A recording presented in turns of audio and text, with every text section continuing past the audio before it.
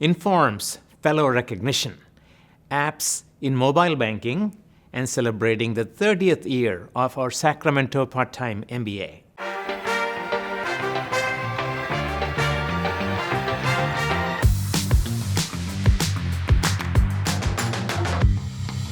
Welcome to the November 2024 edition of the Big 3 video newsletter. Professor David Woodruff, who is renowned for his leadership in business analytics, has been named a 2024 Informs Fellow. This recognition is one of the highest honors in the field of operations research and analytics.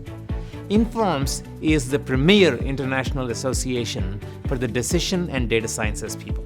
David is one of the 12 luminaries in this year's class of Informs Fellows. They are pioneers whose innovative contributions have transformed industries and improved lives worldwide. David is being honored for his contributions to the theory and practice of stochastic optimization and his development of high-quality open source software and service to the operations research community. Congratulations, Professor David Woodruff. Companies are increasingly gamifying all sorts of products, even banking apps.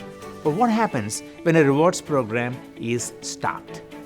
Do consumers continue their incentivized behaviors, or do they also stop? Assistant Professor Mike Palazzolo and his co-author recently studied this in a real-world situation. The bottom line is that digital incentives in financial services do boost engagement. It's not just a gimmick. Gamification isn't a short-term fix. It's a long-term play for banks to further engage with their customers.